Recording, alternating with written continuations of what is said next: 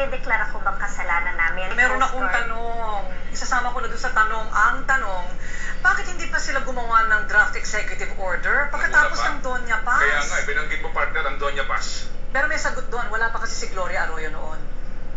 Hindi pa. Ibig ko sabihin, iba na administrasyon ngayon. Pero knowing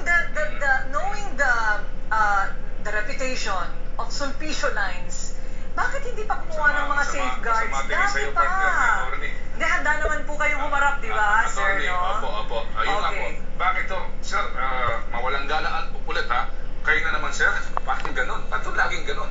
So, ano ho inyo muna paliwanag? Ano ho ba yung komunikasyon po na pick up ng inyong pinaka-control o anuman nung panahon po na papalubog na yung barko?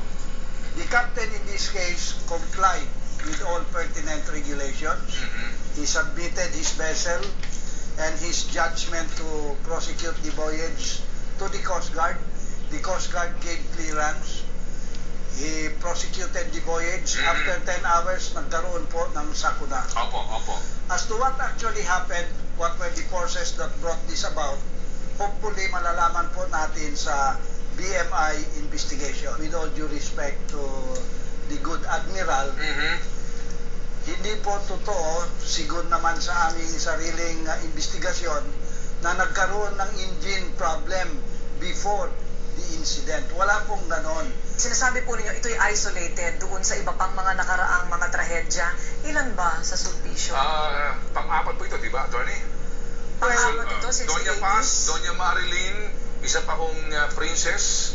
Apo, at ito pong pang-apat na princess. Kasi ang tanong po ngayon, sir, no, attorney, I'm sure you've heard na sabi nga ng VACC, recidivist o paulit-ulit ang nangyayaring mga ganitong klase aksidente ng Sulpicio Lines. Ang sinasabi po ninyo, this is isolated from the rest? Iba po itong nangyaring ito sa mga sirkumstansya ng iba pang mga trahedya?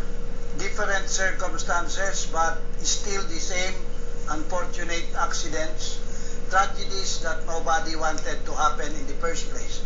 Yung Doña Paz po, 1987 yon. At ang finding doon ng Bureau ng Board of Marine Inquiry, binangga ang Doña Paz ng MT Vector. So, as regards that particular incident, which was of such magnitude, marami pong namatay, hindi po kasalanan ng Sulpicio Lines po yon. Sa pangalawang insidente na binabanggit ninyo, yung Doña Marilyn, 1988 po yon. At ang finding doon ng BMI, affirmed by the commandant, it was purely bad weather, accidental. Although, sinisi naman ang kapitan, and that was, however, clarified by the company. Anyway, so ito po iimbestigahan ngayon ng Board of Marine Inquiry. Ang punto ngayon is kagaya po sa pamilya ko nitong si Heidi Laurel. Heidi, hindi pa natatagpuan yung kanyang mga magulang. Ilang kapamilya mo ang sakay ng barko? Pito. Nakita mo yun? Pito? 5 kapatid at saka yung mga magulang. Ikaw na lang ang natira? Hindi po. Ilan pa kayong magkakapatid na natira? 5 pa po. So 10 kayong magkakapatid. Ano ang I'm sorry Ted, tatanungin ko lang sa punto sa pamilya. Ilan taon yung pinakabata? 7 po. 7? Tapos binata po yung 17. 17 ang pinakamatandang kapatid mo, 7 years old yung pinakabata. So yung pinakamababata ba ang namatay o nawawala o meron pang natirang bata rin sa... Kasi sabi po nila sa lahat daw po ng batang pasahero, wala po nakaligtas kahit isa. Dito sa mga natira sa inyong magkakapatid, may bata pa rin? Wala na po.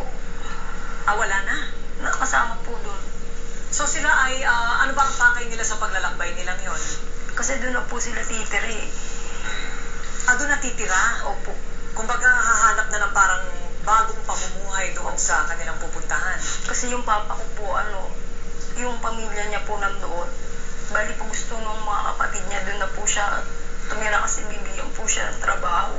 Heidi, nagpunta ka na ba sa Sulpicio sa port area? Oo naman po. Paano kayo doon tinrato? Wala po. Para lang po kaming doon. Tanga. Hindi po nila kami pinapansin. Let me correct that. Sandali po, attorney. Sandali po. Kasi ako kung mismo, attorney, mawalang galang po. Nag-cover po ako ng Doña Paz.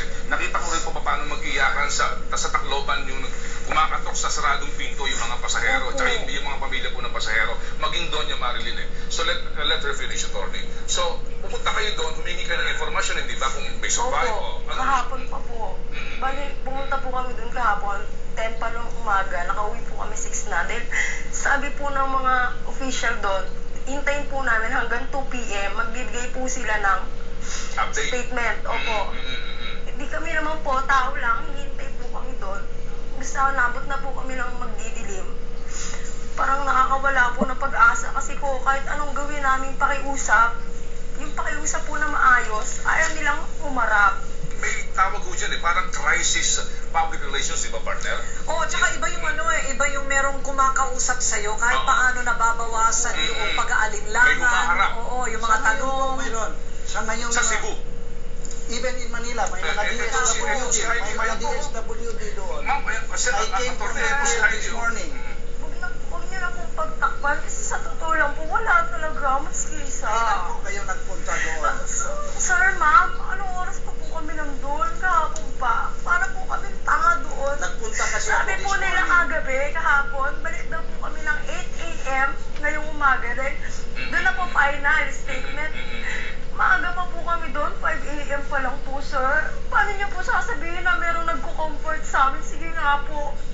Makakatulong naman siguro sa inyo, Heidi, yung merong haharap naman. Opo, kahit paano sana eh. Kaso, alam niyo po ba, sir, ilang guards po yung nandoon na pag kakausapin namin sila ng maayos, sila pa po yung matapang. Meron po isang guard doon, bubunot pa ng baril. Nakita mo